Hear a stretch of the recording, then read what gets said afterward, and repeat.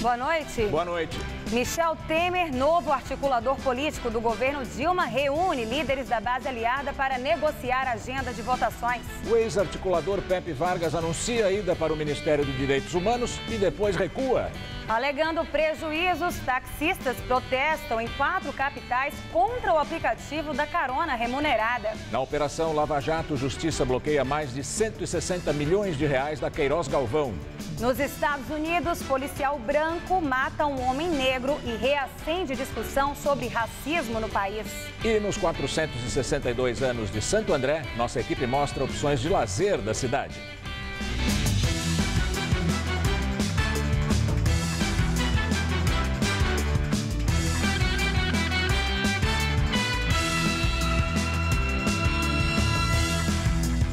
Taxistas fazem protestos em pelo menos 4 capitais brasileiras contra o aplicativo Uber. A categoria alega que vem tendo prejuízo desde que a alternativa de carona paga chegou ao mercado. Os taxistas também pedem maior fiscalização por parte da prefeitura. Os taxistas se concentraram em frente ao estádio do Pacaembu. A Praça Charles Miller ficou lotada. Depois eles seguiram em carreata por algumas vias da capital. A Rua da Consolação foi tomada pelos manifestantes, que também fizeram um buzinaço. O comboio foi acompanhado pela Polícia Militar e o trânsito ficou complicado na região. Segundo os organizadores, cerca de 5.000 taxistas participaram do protesto. O foco da manifestação foi o aplicativo Uber, utilizado em 56 países. Por ele, é possível conseguir uma carona, mas que é remunerada. Tudo é feito pelo celular. No Brasil, além da cidade de São Paulo, ele já chegou no Rio de Janeiro, Brasília e Belo Horizonte.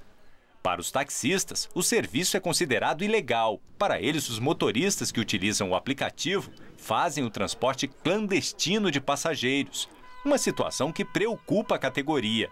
Raimundo trabalha há 35 anos com táxi e diz que o movimento vem caindo a cada ano. Eles trabalham tanto com pessoa física quanto com pessoa jurídica, hotéis, aeroportos, enfim. O poder público precisa tomar uma posição, porque senão vai ser muito prejudicial para a nossa categoria de taxista legalizado. Os taxistas seguiram para a Câmara Municipal de Vereadores. Nós somos favoráveis à tecnologia, mas desde que o serviço seja legalizado. O grupo foi recebido pela vice-presidente da casa. E vamos passar a acompanhar mais de perto essa questão, que realmente é uma questão que preocupa muito. Depois eles seguiram para o plenário, onde a Comissão de Trânsito e Transportes ouviu o diretor do Departamento de Transportes Públicos da Secretaria Municipal de Transportes. Daniel Teles prestou alguns esclarecimentos sobre as ações de fiscalização da administração municipal contra o uso do aplicativo. Desde que o aplicativo foi criado no ano passado até agora, 17 veículos que prestavam serviço para Uber foram apreendidos, segundo o Departamento de Trânsito ligado à Prefeitura. Mas para os taxistas, esse número é considerado muito pequeno. Para eles, a fiscalização deveria ser mais eficiente. A Prefeitura de São Paulo, ela fiscaliza todas as atividades clandestinas que tem na cidade. Então, assim, a fiscalização fica o dia inteiro na rua. Eu não sei qual o veículo que a fiscalização vai apreender. Vai chegar o momento em que esse aplicativo será retirado do ar. Porque as provas que estão sendo juntadas, os documentos que foram fornecidos para o Ministério Público Federal e para os vários órgãos, como os que eu citei aqui e expus, para a Delegacia de Polícia, isso com certeza vai possibilitar uma decisão judicial. Em nota, a assessoria do Uber diz que acredita que os brasileiros devem ter assegurado seu direito de escolha para se movimentar pelas cidades. E diz ainda que não é uma empresa de táxi, muito menos fornece este tipo de serviço. E afirma que é uma empresa de tecnologia que criou uma plataforma que conecta motoristas a usuários que buscam viagens seguras e eficientes. Olha, não é o caso de dizer se o Uber é melhor que o táxi cadastrado ou o táxi cadastrado é melhor que o Uber. São apenas serviços concorrentes de transporte de passageiros. O que a gente precisa perceber é que as sociedades mudam, os costumes mudam, os serviços mudam. Jornalistas da minha geração, por exemplo, reclamam até hoje da internet. Nós comprávamos discos de vinil e nossos filhos hoje só baixam músicas na internet. No caso dos táxis, é só isso que está acontecendo diante do nosso nariz. A concorrência, quando vai melhorar a vida da sociedade, só pode ser aplaudida. Até 1888, por exemplo, os negros eram escravos. Até 1933, as mulheres não podiam votar. As nossas leis devem ser mudadas, porque a nossa sociedade, como qualquer outra sociedade, evolui. Em Santos, o acesso de caminhões ao porto será feito de forma mais flexível nas próximas noites e madrugadas, com a formação de comboios que passarão por dentro da cidade. Desde segunda-feira, o acesso de caminhões à margem direita do porto está restrito devido ao incêndio num terminal de armazenagem de combustíveis no distrito da Alemoa, ao lado da principal via de acesso na entrada da cidade. Nesta madrugada, 750 caminhões entraram no local, segundo a Codesp, estatal que administra o porto. A ideia das autoridades é elevar o número na noite de hoje. Normalmente, mais de 5.000 caminhões fazem descarga no local por dia. E em período de safra, este número sobe para 9.000, como é o caso atualmente. E hoje o incêndio em Santos entrou no 7º dia. Os bombeiros começaram a utilizar espuma especial para combater as chamas, que ainda não foram apagadas. O material foi cedido pela Infraero. Segundo o Corpo de Bombeiros, a espuma é um isolante térmico mais eficaz e amplia a capacidade de penetração da água, extinguindo as chamas com mais rapidez e reduzindo a densidade da fumaça. Os motivos do incêndio ainda são desconhecidos. Ao todo, 6 reservatórios foram atingidos. Mais um caso de racismo na polícia dos Estados Unidos, desta vez na Carolina do Sul. Um vídeo gravado por celular mostra quando um policial branco persegue e mata um homem negro que estaria desarmado. O agente dispara 8 vezes. Walter Scott, de 50 anos, foi atingido por 5 balas, uma delas no coração. O carro que ele dirigia tinha sido parado por causa de uma lanterna quebrada. O advogado da família disse que Scott fugiu porque devia pensão alimentícia e não queria ser preso. O relatório do policial Michael Slager, de 33 anos, afirmava que o suspeito tentou pegar sua pistola elétrica e ele foi forçado a disparar em defesa própria. O crime aconteceu no sábado de manhã. Ontem à tarde, o advogado entregou ao jornal The New York Times este vídeo gravado por uma testemunha que permanece anônima. O prefeito da cidade de North Charleston anunciou que o policial vai enfrentar a acusação de assassinato. Se condenado, ele pode receber até pena de morte.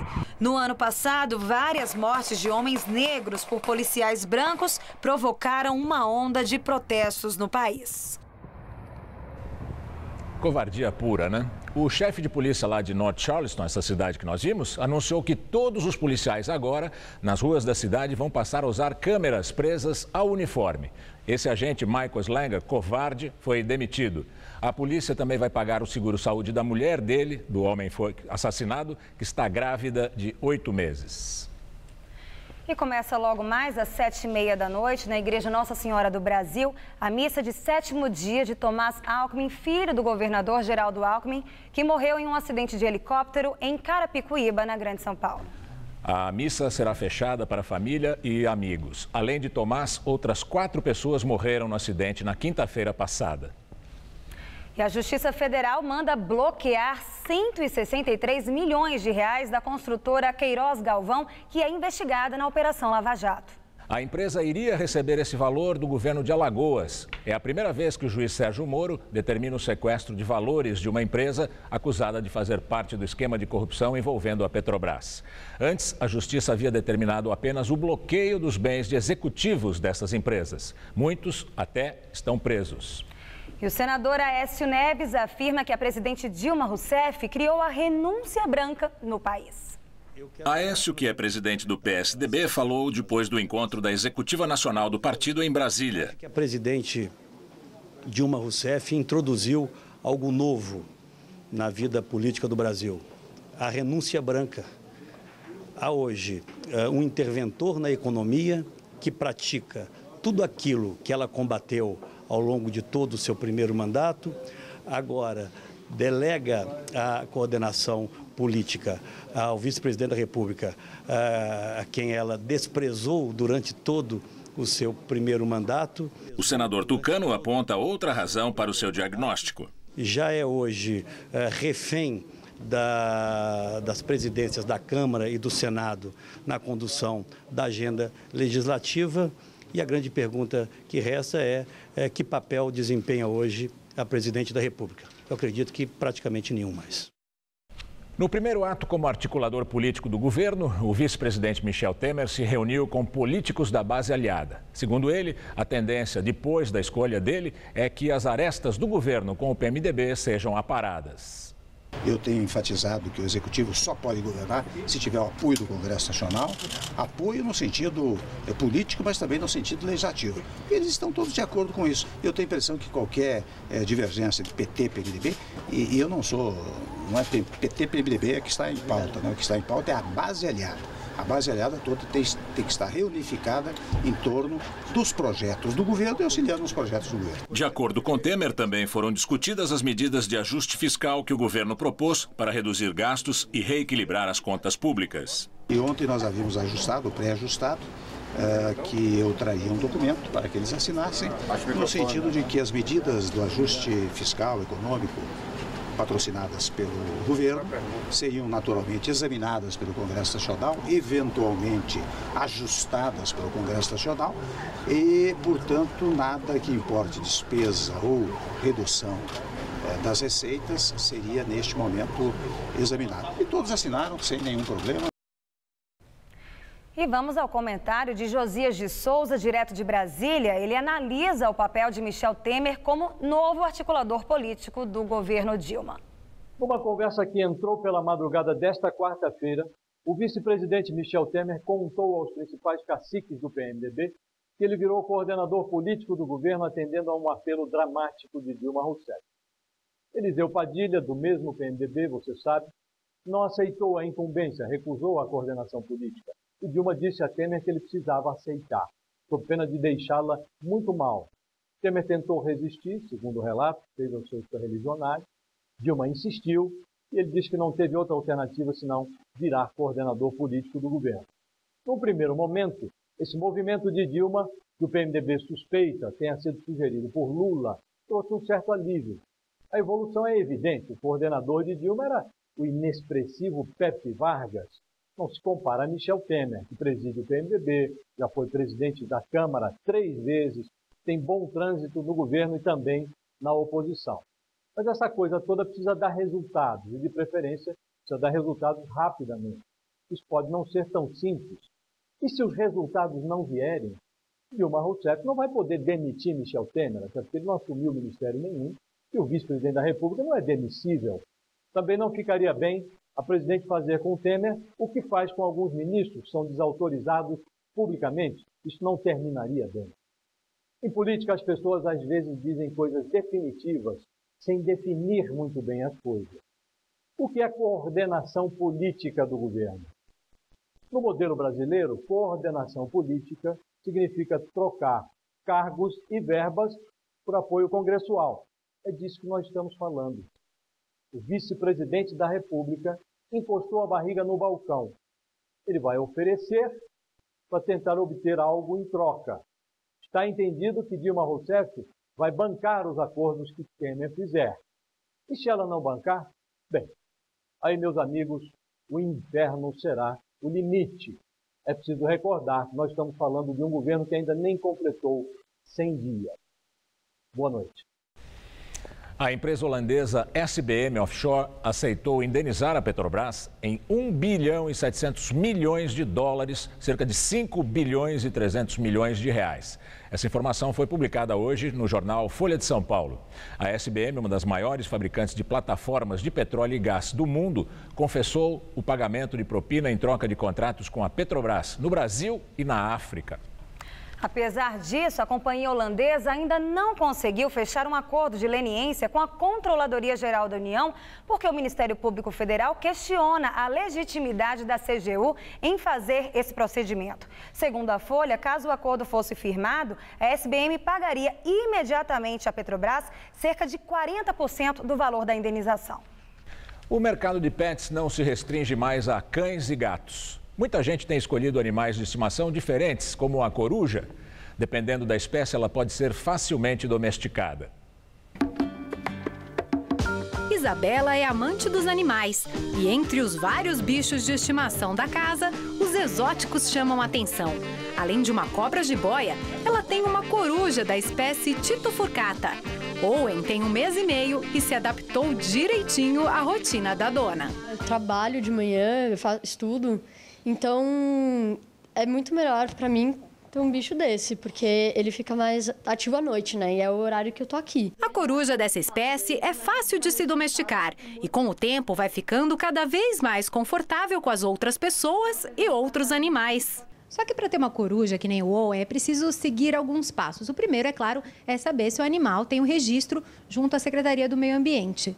O segundo passo é estudar muito bem sobre a espécie, para saber tudo o que ele vai precisar para ficar tranquilo, saudável e simpático dentro de casa. Se ele está bem alimentado, ele é um animal mais tranquilo. Se ele está passando muita fome, ele é um animal mais agitado. Não é tipo o bicho mais simples que eu tenho, é um dos que mais está dando trabalho, que mais está exigindo tempo, mas é tudo uma questão de tempo e paciência. Embora não existam criadores em São Paulo, não é difícil encontrar profissionais que treinam estes animais.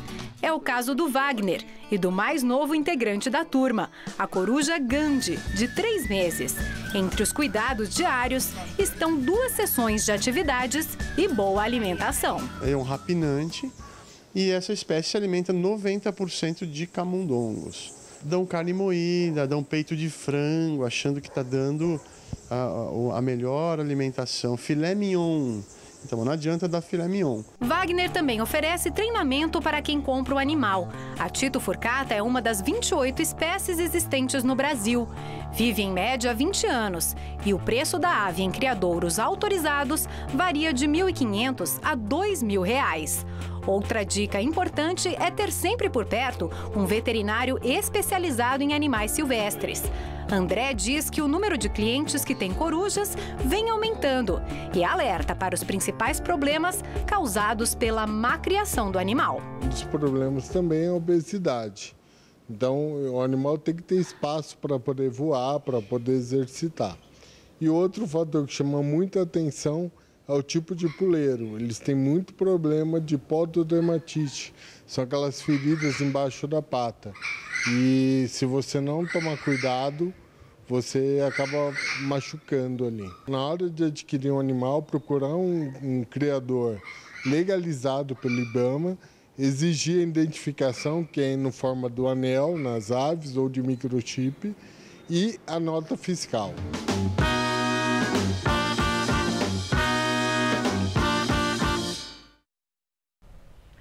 E essa última madrugada ainda foi bastante gelada em todo o Sudeste. Algumas cidades registraram recorde de frio, como o Rio de Janeiro, que amanheceu com temperaturas perto dos 15 graus, e a capital paulista aqui, que registrou apenas 14,7 graus. E o frio deve vir acompanhado de estiagem. Segundo os meteorologistas, pelos próximos 10 dias, nós não vamos ter chuvas muito importantes aqui na Grande São Paulo.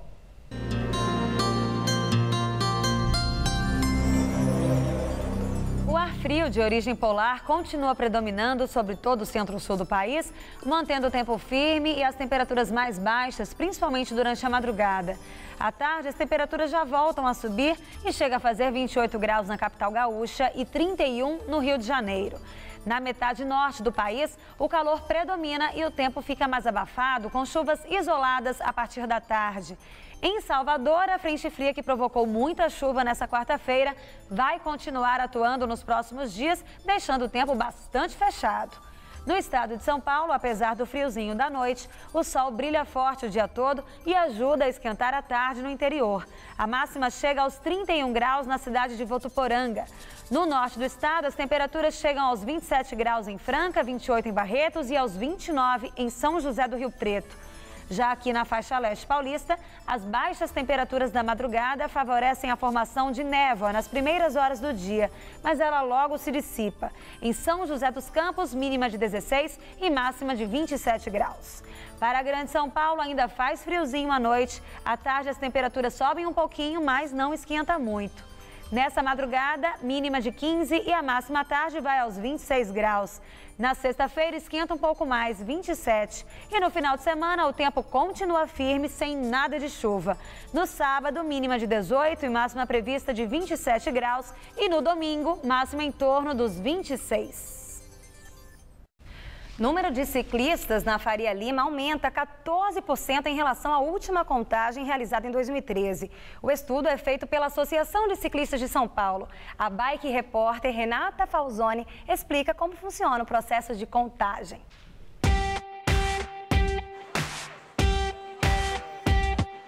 Os ciclistas são discretos, rápidos, silenciosos.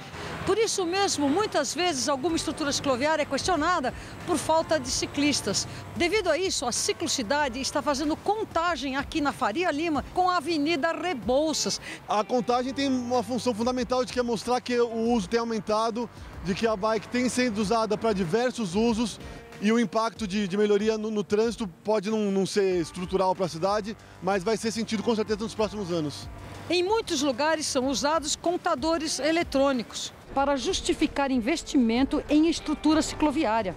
Então, cidades como Paris, como Barcelona, ciudades que han hecho inversión importante han decidido poner estos contadores para dar más fuerzas a su política y tener también herramienta para planear el futuro. A contagem manual tem suas vantagens. Pode-se classificar os ciclistas por sexo, tipo de bicicleta e o motivo da viagem. Então a gente está fazendo uma análise qualitativa também, não só quantitativa do fluxo de ciclistas aqui da Faria Lima. Enquanto ela está marcando, né, ela está centrada na planilha, eu estou observando, tendo uma visão mais periférica. Às vezes passam várias bicicletas ao mesmo tempo e você tem que prestar atenção não só no sentido, né, da onde ele vem para onde ele vai, mas também se tem luz, se tem bagagem, uma série de categorias que também dão essa qualidade para a análise que a gente vai fazer depois. É legal porque a gente está ajudando, né, a estimular as pessoas, né, a pedalarem e tal. Quantos ciclistas você acha que passa aqui por dia? Ah, não tenho nem noção, Renata. Ah, não sei, muitos. Ai, 1000? Sei, umas 15. Umas 200, mais ou menos. Umas 10 mil bicicletas por dia? Umas 2.000 pessoas. Tá bom? Acertei? Quase lá. 1.974 ciclistas depois de 14 horas. Ou seja, em 18 meses, aumentou mais de 14% o número de ciclistas na ciclovia da Faria Lima. Sendo que entre as mulheres, o aumento foi de 23%. A gente sabe que se tiver infraestrutura, as mulheres vão passar a pedalar mais do que tem pedalado atualmente. Numa entrevista coletiva, Pepe Vargas anunciou que iria assumir a Secretaria dos Direitos Humanos, mas pouco depois recuou. Na coletiva, Pepe, que era responsável pela Secretaria de Relações Institucionais, disse que foi chamado para assumir a pasta comandada hoje por Ideli Salvati. Mas, depois de receber um telefonema, ele disse aos jornalistas que a nomeação ainda não estava confirmada. Por enquanto, nem a Secretaria de Direitos Humanos e nem o Palácio do Planalto se manifestaram sobre a possível nomeação de Pepe Vargas para o cargo. E agora o nosso comentarista de política, Bob Fernandes, analisa as mudanças na articulação política do governo Dilma. Um cientista cria máquina que acidentalmente encolhe seus filhos e os da vizinhança. São todos levados a um mundo de perigos e aventuras. Todos terão que sobreviver antes de conseguir voltar ao normal. O nome desse filme é Querida, Encolhi as Crianças. A memória desse antigo filme se impõe quando se olha o cenário da Brasília de hoje. Para chefiar a política, a presidente da República escolheu o ministro dos que voam e que rima, o Padilha. Ele não aceitou e mesmo assim segue ministro da aviação. Um dia depois, encolhida pelas circunstâncias e por seus próprios erros, a presidente entregou o poder da política. Entregou ao vice, cuja entonação no sobrenome pode se dar de acordo com as circunstâncias. A princípio é Temer. Nesses tempos, o acento do Temer é também homônimo. Usado com C, significa assento. Com 2 S, significa sentar-se. Apossar-se de um lugar, uma poltrona. O filme das Crianças Encolhidas, de 89, tem tempestades intermináveis e o que parecem ser monstros gigantes. Não são gigantes, os demais é que encolheram. Grande ator, Eduardo Cunha busca com ambição o papel do monstro gigante diante de encolhidos. Hábil, Cunha tem visitado grandes grupos de comunicação, onde também são criados roteiros e títulos da novela A Política. Cunha tem sido recebido com tapete vermelho, mas assim como o coadjuvante Renan, Cunha tem grande obstáculo nesse roteiro. Ele está na lista de Janot, por isso monta alianças tão amplas, alianças dentro e fora do Congresso. No Supremo tem quem, como ele, seja a favor de dinheiro das empresas nas campanhas. E é de Cunha e de parte decisiva do dinheiro o desejo de terceirizar tudo que der. Eduardo Cunha sequestrou a pauta de Brasília. Sendo teoricamente governo, opera para encolher o governo enquanto rouba espaços da oposição. Já de olho na grande poltrona, Eduardo Cunha se esmera na construção do personagem. Por isso, o monstro desse filme capricha tanto nas suas características tão medievais. Boa noite.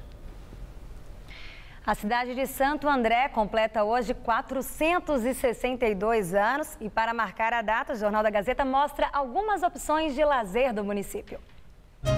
Santo André tem 55% do seu território em áreas de mananciais. Um cinturão verde com vegetação de Mata Atlântica. Pegamos a estrada para conhecer uma de suas belezas naturais, a histórica vila de Paranapiacaba, que fica a 30 quilômetros do centro. E pelo caminho encontramos este grupo de ciclistas que veio da capital paulista para admirar a natureza. É uma coisa intocável ainda, né? Tem as trilhas também que pode ser feito lá em Paranapiacaba. As subidas são realmente, já foram bicho-papão essas subidas dessa estrada aqui. Hoje em dia a gente já domina com uma certa tranquilidade, não chega a perder o fôlego não. Tá? Na vila está o Parque Natural Nascentes de Paranapiacaba, uma unidade de conservação com mais de 4 milhões de metros quadrados. Um patrimônio natural que testemunhou a chegada da ferrovia em 1867 e com ela o desenvolvimento da charmosa Vila Inglesa.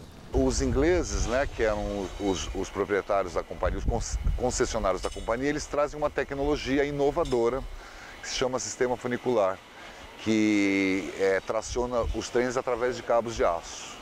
E aí, por conta da manutenção desse sistema, é necessário instalar uma povoação. Santo André tem suas particularidades. Aqui encontramos dinossauros. Fazemos um mergulho no fundo do mar. Uma baleia Pride, e vem atraída pelo seu prato predileto. E até podemos apreciar pinguins. Duvida? Então você precisa conhecer o Parque do Conhecimento. A Sabina é um dos principais centros de ciências interativos do estado. Durante o passeio é possível também fazer em poucos minutos uma viagem por Santo André e o litoral, a bordo de uma nave. Ver de perto os planetas do Sistema Solar em um passeio fascinante pelo planetário. Eu conheci no Ibirapuera, mas aqui eu achei o melhor equipamento do que lá. Muito bom. Voltei às aulas de ciência da 5ª série. A gente está adorando e realmente nos surpreendendo porque são muitas opções. Bem bacana. Vocês estão ouvindo esses instrumentos? Pois é, quando se fala de música de qualidade, Santo André também se destaca. A cidade tem uma representante de peso, é a Orquestra Sinfônica Municipal, fundada em 1988. E assistir a um concerto desses músicos virou um disputado evento aqui na cidade.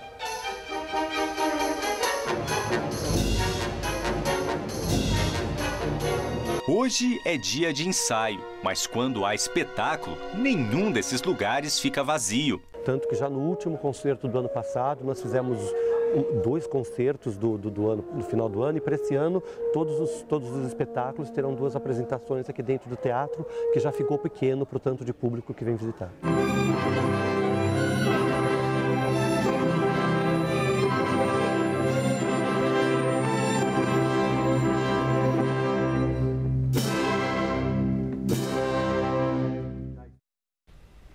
Amanhã nós vamos mostrar alguns problemas que a cidade enfrenta, como desemprego e trânsito. E a Polícia Militar decide interditar toda a Avenida Paulista no domingo, dia em que está marcado um novo ato contra a presidente Dilma Rousseff. A interdição será a partir do meio-dia, mas o protesto está marcado para começar às 2 da tarde. No último protesto, no dia 15 de março, a Avenida Paulista foi parcialmente interditada. A PM resolveu fazer esse bloqueio total agora porque espera um grande número de manifestantes. De acordo com a PM, no dia 15, 1 milhão de pessoas passaram pela Paulista. Segundo o Datafolha, eram 210 mil pessoas que participavam do ato. E os objetivos do movimento Vem Pra Rua, agora na entrevista do dia com Maria Lídia Flandoli. Marcada para o próximo dia 12, domingo que vem, nova manifestação de protesto de rua, como acabamos de ver. E em todo o Brasil. O nosso entrevistado é Rogério Schecker, porta-voz do movimento Vem Pra Rua. Rogério Schecker é também fundador do movimento Vem Pra Rua. Obrigada, Rogério, por estar conosco. Eu destaquei uma frase sua um dia. O governo vai ter que ouvir o povo. Depois daquela manifestação do dia 15 de março, você tem indicadores de que o governo federal demonstre que esteve atento e ouviu aquele clamor da rua? Maria Lídia, até agora nós temos todas as indicações de que o governo não escutou o clamor das ruas e não está escutando o que a sociedade tem falado. Desde então, nós não vimos nenhuma ação do governo na direção do que as ruas estão pedindo. Muito pelo contrário, junto com o Congresso, eles aprovaram 2 dias depois que foram 2.200.000 pessoas às ruas do Brasil inteiro, um aumento de 580 milhões de reais para o fundo partidário. E é o mesmo governo que está pedindo para que as pessoas paguem mais impostos para subsidiar os seus gastos e toda a corrupção que a gente já sabe que está acompanhando. Então, todas as indicações que nós temos até agora é que o governo está ignorando a sociedade e tudo que ela está pedindo. Quando você fala que não ouviu a manifestação, aí você está também incluindo a manifestação promovida pela CUT, MST, UNE, porque se por um lado é de apoio ao governo, por outro lado clama também por vários aspectos pontuais da vida das pessoas que não está considerando boa. Por incrível que pareça, as manifestações que foram chamadas pelo ex-presidente Lula e que tiveram 5.500 pessoas no Brasil inteiro no dia de ontem, elas acabam pedindo até por algumas coisas que a maior parte da sociedade também está pedindo. Elas estão pedindo, eles estão contra alguns aumentos de impostos. Até essas pessoas, até a CUT, não aguenta mais pagar impostos nesse país. Então, por incrível que pareça, num momento onde a grande parte da sociedade está se manifestando contra grande parte do que o governo tem feito e o Congresso muitas vezes acompanhado, está coincidindo com manifestações de centrais sindicais, de pessoas, de cidadãos que são pró-governo. Nem eles conseguem seguir a mesma linha. Agora, Rogério, o governo trabalha com a hipótese de que a próxima manifestação do dia 12 não vai ter a mesma empolgação e, por isso mesmo, o mesmo impacto que a do dia 15 de março. E isso, eles argumentam que a movimentação, a mobilização na internet está fraca. Não está igual, esteve a anterior, que levou tanta gente, como você falou, às ruas. Vocês trabalham com que expectativa? Nós trabalhamos com a expectativa de que a manifestação do dia 12 não apenas vai ser muito movimentada, mas também como ela vai ser mais movimentada do que da última vez. Para te dar uma ideia, Maria Lídia, da última vez nós conseguimos mobilizar 241 cidades. Até o meio-dia de ontem, nós estávamos com 359, nós estamos batendo 400 cidades hoje em todo o Brasil e uma grande parte dessas cidades está no norte e do nordeste. Mas todas com muita gente na rua ou meia dúzia de pessoas que vocês sensibilizaram? Não. Adianta muita cidade e pouca gente ou grandes cidades e muita gente? O que é mais impactante como protesto? Cada pessoa conta. O que é fantástico desse momento que a gente está vivendo é que, da mesma forma que cada pessoa conta com um voto, cada pessoa conta com um clamor, com um grito nas ruas. A diferença é que nas ruas você não precisa esperar 4 anos para exercer a democracia. E o Brasil está exercendo democracia agora toda vez que é necessário. Essa alegria cívica que está sendo apresentada é totalmente nova no Brasil. Agora, uma manifestação atrás da outra. Não tem nem um mês que aconteceu aquela que causou tanto espanto no dia 15 e a anterior, dia 12, também chamou muita atenção. No mês de março, eu estou me referindo a elas. Agora, em menos de um mês, já houve a do dia 7 e agora marcada essa para o dia 12. Você não teme que esse clamor, a manifestação acabe se banalizando, vire rotina, assim uma coisa banal e por isso mesmo as pessoas não se sintam convocadas, né? E quase como que com um dever de ir lá e dizer o que pensam?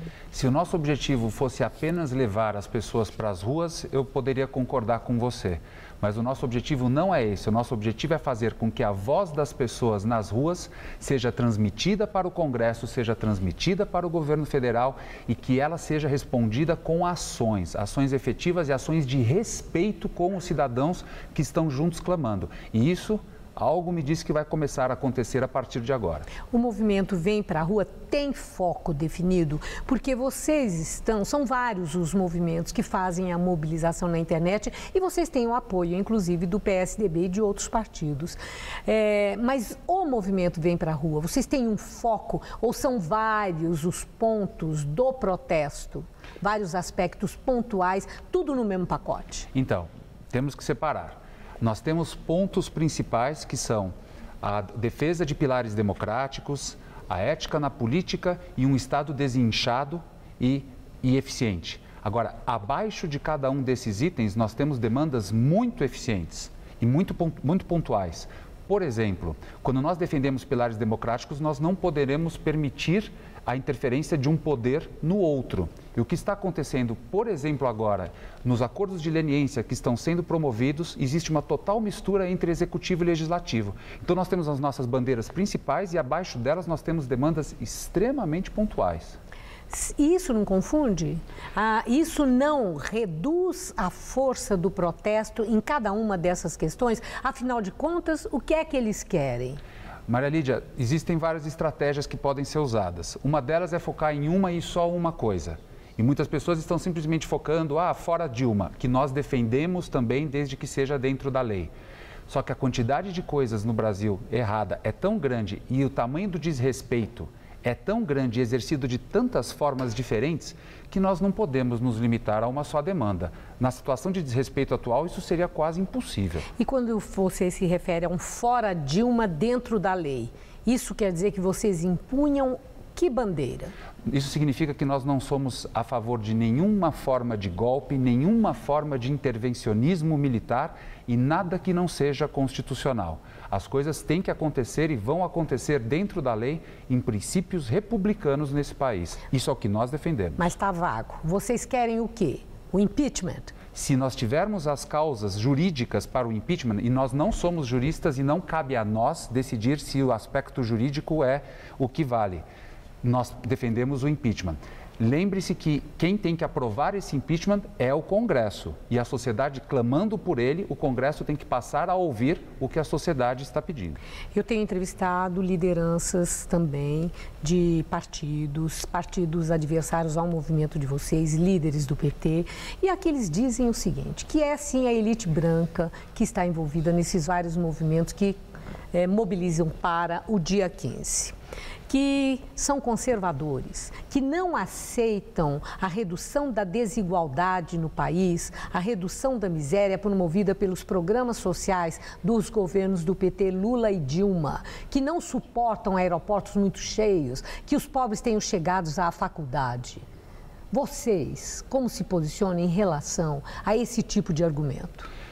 Vocês do Vem para a Rua. Eu gostaria de saber de onde eles tiram tudo isso, porque essas frases são frases criadas, assim como o papel, o microfone aceita tudo. Então, eles podem falar o que querem de nós, estão falando uma série de inverdades nas últimas semanas que estão sendo desmentidas. Essas frases são pura criação da imaginação deles. Eu encerro a entrevista com uma questão que está rolando na internet, portanto é pública e diz respeito a você. Eu quero saber se é verdadeira, que você morou nos Estados Unidos, que lá você trabalhou com uma pessoa que era muito rica na lista Forbes, etc. e tal, e depois desmanchou a sociedade, veio para o Brasil, está aqui trabalhando. Entretanto, que você tem um vínculo com uma entidade chamada Global Stratfor, que seria uma entidade, um braço no setor privado da CIA, que trabalha com manipulação de interesses estratégicos em países que possam ter políticas que contrariem interesses do governo americano. E que, no caso, vocês já teriam essa Stratfor Global Stratfor, já teria participado, inclusive, de golpes de Estado, da promoção de golpes de Estado. Perfeito. Que informação é essa? Isso tem fundo de verdade? Isso tem zero de fundo de verdade. Nós publicamos ontem na nossa página, que é a vemprarua.net, uma declaração com um esclarecimento de todos os pontos que você acabou de mencionar. Para não deixar o telespectador sem resposta, esse serviço Stratfor é um serviço de internet, de análise geopolítica internacional que qualquer pessoa pode contratar por $20 por mês e receber na sua casa. Isso para te dar ideia de onde vai a imaginação e a criação dessas pessoas. Quem tiver na dúvida, vai na nossa página no Facebook, Vem Pra Rua Brasil, está tudo esclarecido, eles vão ver o tamanho da criação, da inverdade e da má fé que foi utilizada. Muito obrigada, Rogério. Obrigado vocês por me terem. Boa noite. Boa noite. Mariana. Obrigada. A Operação Caça-Fraude da Sabesp, em conjunto com a Polícia Civil, identifica diariamente donos ou locadores de imóveis que fraudam o abastecimento de água. Hoje, o Jornal da Gazeta acompanhou um desses flagrantes. Na fachada do Lava Rápido, que fica na freguesia do Ó, zona norte da cidade, o cartaz avisa: não utilizamos água da Sabesp. No outro, informações sobre a quantidade de água gasta durante um banho ou a lavagem de um carro, por exemplo. No local, a polícia prendeu em flagrante Daniel Dota Mitri Luiz, de 39 anos. Técnicos da Sabesp constataram no relógio de água a presença de uma vareta que fraudava o consumo real. O consumo médio de água de um lava-rápido como esse seria de 60 a 70 metros cúbicos por mês, ou o equivalente a 6 ou 7 piscinas de 10 mil litros. Com a fraude, o consumo mensal daqui variava de 5 a 7 metros cúbicos. Em janeiro e fevereiro deste ano, a operação já encontrou, só na Grande São Paulo, 2.300 fraudes, 30% a mais do que no mesmo período de 2014. No ano passado inteiro, foram identificadas 15.600 fraudes, uma média de 42 casos por dia. O dono do Lava Rápido foi autuado no 28DP e indiciado pelo crime de furto qualificado. Depois, foi encaminhado ao 72DP. O juiz deve decidir amanhã o que mais acontecerá com ele. A Sabesp também cobra dos responsáveis pelo que foi desviado, recuperando assim o pagamento equivalente à água fornecida. A Sabesp informa que as equipes dessa operação caça-fraude acompanham o consumo e vistoriam somente os imóveis sob suspeita de desvio. E essas suspeitas surgem após denúncias. Para denunciar, basta ligar para 195 ou pelo Disque Denúncia da Polícia, que é o 181. A ligação é gratuita e não exige identificação. A Shell comprou uma outra gigante do setor energético do Reino Unido por 64 bilhões de euros, o equivalente a 218 bilhões de reais. Segundo agências de notícias, a aquisição da BC Group é a primeira grande fusão no setor de petróleo em mais de uma década. Com isso, a Shell se aproxima da maior concorrente, a americana ExxonMobil. Com a compra da empresa, a Shell deve ampliar suas reservas de petróleo e gás natural em 25%. A fusão também terá impacto nas operações da Shell aqui no Brasil, pois a empresa será a principal sócia da Petrobras na exploração e no desenvolvimento dos campos de pré-sal. Nos anos 60, vários prêmios Nobel decretaram: o petróleo vai acabar em 30 anos. Em 1973, analistas e cientistas europeus reunidos no Clube de Roma previram que todo o petróleo do planeta acabaria em 1992. Há 5 anos, o presidente da Agência Internacional de Energia disse que a exploração do petróleo de xisto nos Estados Unidos era cara demais. Todos erraram redonda e profundamente. Mas analistas, cientistas, especialistas fazem previsões definitivas sobre qualquer coisa, sem pôr um tostão no bolso deles na aposta. Muito diferente da percepção de uma empresa como a Shell, que investiu 218 bilhões de reais numa fusão que pode ser o maior negócio internacional do ano. A multinacional holandesa, que nunca queimou nota de 100, prevê multiplicar por 10 a sua produção de petróleo aqui no Brasil nos próximos 5 anos. A Espanha prende mais 11 pessoas suspeitas de ligação com o Estado Islâmico. A nova operação contra militantes radicais aconteceu em várias localidades da Catalunha, inclusive em Barcelona. Os suspeitos são 10 homens e uma mulher. Eles fariam parte de uma rede que cooptava jovens muçulmanos e os enviava para combater com jihadistas na Síria e no Iraque. Segundo a polícia, a célula de terroristas pretendia realizar um ataque na Catalunha. Este ano, quase 40 supostos jihadistas já foram presos na Espanha. O júri responsável por julgar o atentado da Maratona de Boston considera Tsarnaev culpado de todas as acusações. Ele pode ser condenado à morte. Depois de 2 dias reunido, o júri considerou Dzhokhar Tsarnaev culpado por matar 3 pessoas e ferir 240 na Maratona de Boston, em abril de 2013. Dzhokhar e o irmão Tamerlan, chechenos naturalizados americanos, planejavam ferir e matar o maior número possível de pessoas. Na fuga, eles mataram um guarda e feriram 16 policiais. Tamerlan foi morto numa troca de tiros com a polícia. Tsarnaev foi preso escondido num barco no quintal de uma casa 4 dias depois do atentado. A defesa argumentou que ele agiu influenciado pelo irmão de 26 anos, um extremista muçulmano. Hoje, com 21 anos, Tsarnaev foi indiciado e considerado culpado de 30 crimes. 17 deles prevêem a pena de morte. A data do anúncio da pena ainda não foi marcada. A inflação, medida pelo Índice de Preços ao Consumidor Amplo, ficou em 1,32% em março. Segundo o IBGE, em fevereiro, o IPCA havia avançado 1,22%. A inflação registrada no mês passado é a maior desde fevereiro de 2003. Se consideramos só os meses de março, é a taxa mais elevada em 20 anos. A energia elétrica foi a vilã da inflação no mês passado. E a seguir, as informações do fim da primeira fase do Campeonato Paulista. Greve afeta transporte aéreo na França. Paralisação dos controladores de voo provoca cancelamentos e atrasos nos 2 maiores aeroportos do país. Nesse mundo tudo evolui. A moda evoluiu. Os carros evoluíram. Os tratamentos de beleza também evoluíram. E make-up anti-sinais. Uma combinação de creme e cápsulas. O creme atinge as camadas mais profundas da pele e as cápsulas agem onde os cremes não chegam. Resultado? Com o Imecap Anti-Sinais, os sinais da idade não aparecem. Imecap Anti-Sinais, a evolução no tratamento de beleza. Se você quer estudar jornalismo, relações públicas, publicidade e propaganda ou rádio, TV e internet, a Faculdade Casper Libero é o seu lugar. Quer conhecer? Eu te levo! Aqui a gente aprende na sala de aula e também em laboratórios de rádio, fotografia, edição de imagens e estúdios de TV. Você também pode colaborar em revistas, sites, programas de TV e rádio laboratoriais. E tem oportunidade de estágio dentro da Fundação Casper Libero. São mais de 60 anos de tradição numa localização incrível. Faculdade Casper Libero, formando os melhores profissionais da comunicação. Quer saber mais? Acesse nosso site.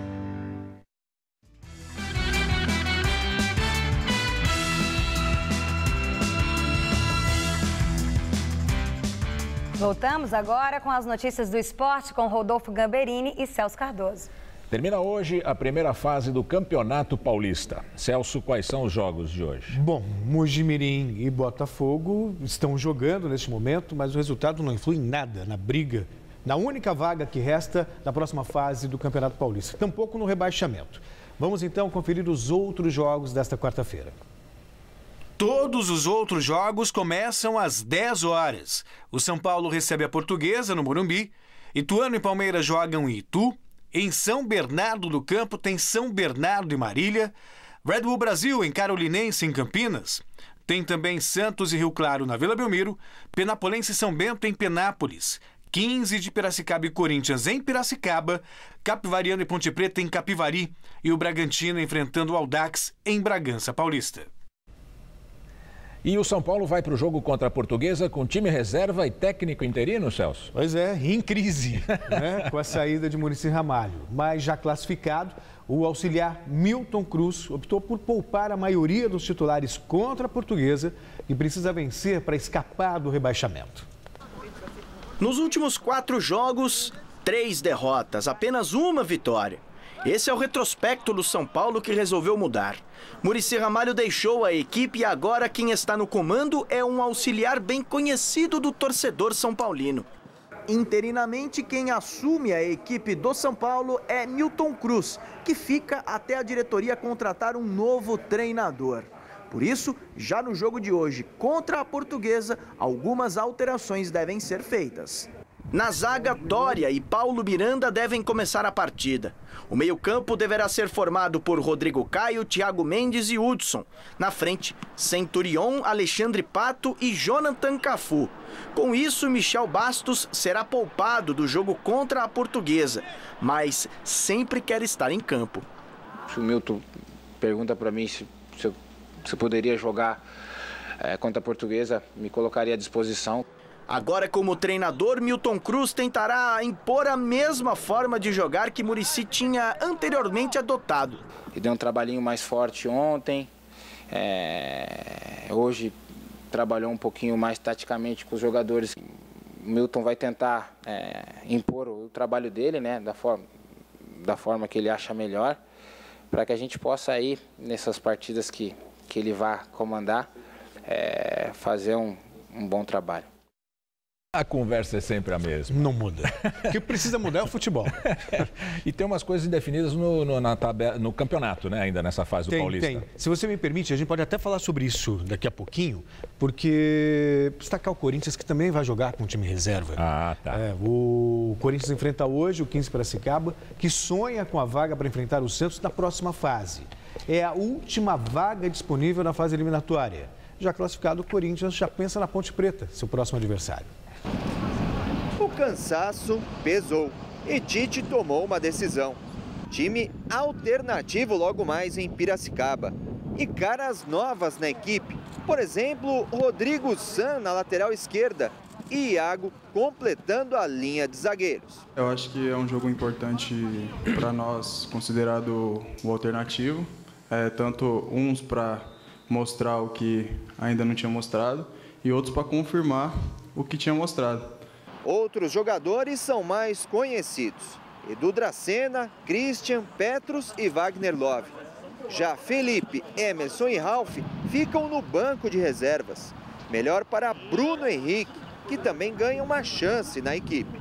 É importantíssimo para continuar nos dando ritmo também, para continuar, para a gente poder mostrar para o Tite também que nós temos condições de, na hora que ele precisar, na hora que o time precisar, na hora que o jogador estiver desgastado, tiver lesão, cartão, que tem bastante, a gente está pronto, né? E o jogo vale muito para as duas equipes. O 15 briga pela classificação para enfrentar o Santos em seu grupo nas quartas de final.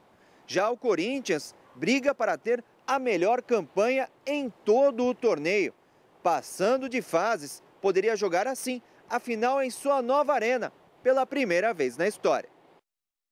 Recapitulando, Celso, o que é que está definido? Bom, já temos 3 confrontos definidos.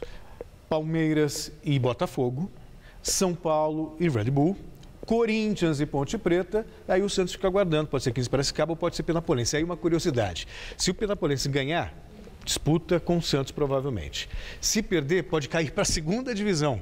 Coisas desse mágico futebol. Exato, futebol paulista. Para o Santos é melhor enfrentar qual dos dois? Não tem melhor, né? Os dois são times muito fracos, o Santos tem tudo para avançar. Pedreira mesmo tem o Corinthians, a Ponte Preta dos 8 classificados é o adversário mais difícil. E o Corinthians, que curiosamente tem a melhor campanha. Aí veja só, de repente a Ponte Preta jogando em Itaquera. Pode mudar isso. Faz 1-0, o Corinthians vai perder uma única partida no campeonato e tchau. Acabou chance de título. Essa fase mata-mata é complicado. Obrigado, Celso. Boa noite, até amanhã. Boa noite. Mariana. Uma greve de controladores de voo nos 2 maiores aeroportos da França provoca cancelamentos e atrasos. As viagens entre Paris e São Paulo ou Rio de Janeiro ainda não foram afetadas. Cerca de 40% dos voos que partiriam hoje dos aeroportos Charles de Gaulle e Orly foram cancelados preventivamente. A greve prevista para 2 dias afeta todas as companhias que operam na França e tem impacto principalmente nos voos domésticos e regionais. O sindicato da categoria exige melhorias na organização do trabalho e é contra o aumento da idade da aposentadoria, de 57 para 59 anos. Um palestino esfaqueou 2 soldados israelenses na Cisjordânia e foi morto a tiros. O caso aconteceu na principal estrada que liga as cidades palestinas de Ramallah e Nablus, perto de 2 assentamentos judaicos na Cisjordânia. Os 2 soldados foram hospitalizados, um deles em estado grave. O palestino, de 27 anos, morreu baleado por forças de segurança. Este foi o 2º ataque com faca contra soldados israelenses em uma semana. E o Jornal da Gazeta fica por aqui. A edição de hoje pode ser vista daqui a pouquinho no site tvgazeta.com.br/Jornal da Gazeta. Mais notícias no Jornal da Gazeta, edição das 10. Boa noite para você. Nós voltamos amanhã às 7 da noite em ponto. Até lá e boa noite.